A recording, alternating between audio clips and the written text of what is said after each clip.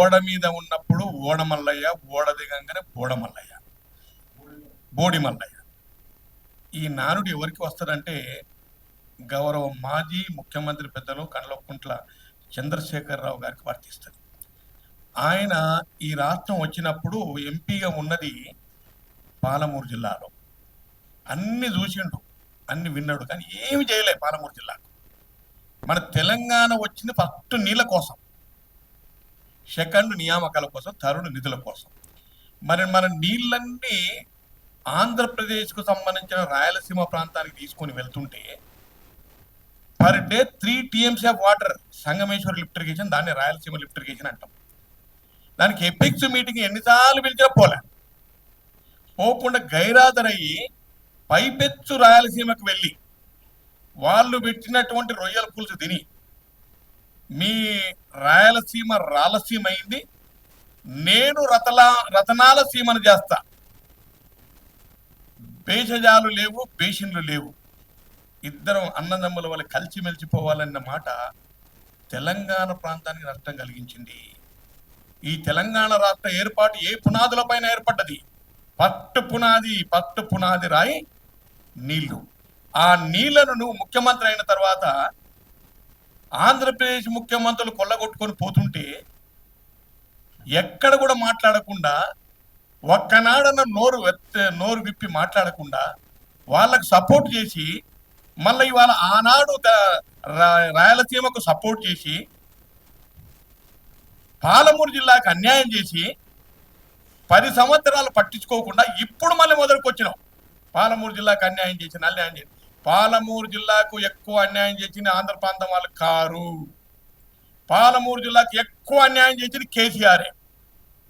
ఇది మేము ఏ డిబేట్ అని చేయడానికి సిద్ధంగా ఉన్నాం, ఎక్కడ కూర్చొని మాట్లాడడానికి సిద్ధంగా ఉన్నాం. ప్రజల్లో విశ్వాసం కోల్పోయి మళ్ళీ ఏ రకంగా ప్రజల ముందుకు రావాలి, మళ్ళీ ఏ రకంగా ఉద్యమాలు చేపట్టాలని గౌరవ మాజీ ముఖ్యమంత్రి గారు, వారి అనుచరులు, అప్పుడున్నటువంటి మంత్రులు, ఎమ్మెల్యేలంతా మళ్ళీ ముసలి కన్నీరు గారుతూ మేము పాదయాత్ర చేస్తాం, ప్రజలకు అన్యాయం జరిగిందని ఎవరైతే ముందుకు వస్తుండ్రో మీకు ఆ నైతిక హక్కు లేదు. ఎందుకు లేదని 10 సంవత్సరాలు ఏం చేశారు? పాలమూరు రంగారెడ్డి లిఫ్ట్ ఇరిగేషన్ కోసం మీరు ఏం చేశారు? కరివేన దగ్గర కట్టెబట్టుకొని గుత్తెదాన్ని వంగబెట్టి కొట్టి సంవత్సరం లోపల నీళ్లు తీసుకొచ్చి ఆ నీళ్లు మీ కాళ్ళ కిందకపోతే అదే నీళ్లు నేను నెత్తిన చల్లుకుంటే నా జీవనం పావనమైతేనని చెప్పినటువంటి గౌరవ మాజీ ముఖ్యమంత్రి గారు ఇవాళ మళ్ళీ కర్వణ గారదని ముందుకు వస్తా ఉన్నారు. ఎవరు నమ్ముతారా? మిమ్మల్ని పాలమూరు ప్రజలు నమ్ముతారా? నమ్మెక్కొస్తనే లేదు, నమ్మరు. పాలమూరు జిల్లాలో ఉన్న ప్రజలు అమాయకులు కావచ్చు, పీదవాళ్ళు కావచ్చు, కానీ అన్ని తెలిసినటువంటి మేధావులే. కాబట్టి దయచేసి ఈ చౌకబారు విమర్శలు మానుకొని అట్లాగే కన్స్ట్రక్టివ్గా ఉన్నటువంటి సలహాలు ఇవ్వండి. గౌరవ ముఖ్యమంత్రి గారు పాలమూరు ముద్దుబిడ్డ, ఎన్నో సందర్భాలు చెప్పారు. పాలమూరు జిల్లాలో ఉన్న పెండింగ్ ప్రాజెక్టులన్నీ కూడా త్వరితగతిన పూర్తి స్థాయిలో, గతంలో కాంగ్రెస్ పార్టీ ఉన్నప్పుడే పెండింగ్ ప్రాజెక్టు చేపట్టాం, ఇప్పుడు కూడా కాంగ్రెస్ పార్టీ ఉన్నప్పుడు దీన్ని పూర్తి చేయబోతా ఉన్నాం. మీరు చేసిన ఏమీ లేదు. నిజంగా చెప్పాలంటే Palamuru Rangareddy lift irrigation Congress party పెట్టిందే, కేసీఆర్ పెట్టింది కాదు. కాబట్టి ఇవన్నీ దయచేసి నేను ఏమంటున్నానంటే అప్పుడున్నటువంటి నాయకులకు, అప్పుడున్న ఎమ్మెల్యేలకు, మంత్రులకు గౌరవ సలహా ఏంటంటే దయచేసి తప్పుడు ప్రచారం చేయకండి. ముఖ్యమంత్రి గారు నిబద్ధతతోటి, ఒక మంచి ఉద్దేశంతో పాలమూరు జిల్లాకు అన్ని రకాలుగా తన సహాయ సహకారాలు తోడ్పాటు చేసి తప్పకుండా ఈ ప్రాజెక్టు పూర్తి చేస్తామని మాట ఇచ్చారు. మేమందరం కూడా ఇవాళ చాలా సంతోషంగా ఉన్నాం. ఇవాళ అన్ని విషయాలు కూడా మాట్లాడడం జరిగింది. వాళ్ళు కేవలం వాళ్ళ ప్రచారం కోసం తప్ప మరొకటి కాదు. ఇంకా రెండవ అంశం ఏంటంటే ఇక్కడ మా దగ్గర అచ్చంపేట లిఫ్ట్ ఇరిగేషన్ స్కీము గతంలో శాంక్షన్ అయింది. ఎప్పుడైతే గత లాస్ట్ మినిట్లో శాంక్షన్ అయిన తర్వాత ఇవాళ కోర్టుకు, ట్రిబ్యునల్ కోర్టుకు వెళ్ళారు. గ్రీన్ ట్రిబ్యునల్కు వెళ్ళింది ఎవరు? టీఆర్ఎస్ అని బీజేపీ వాళ్ళు.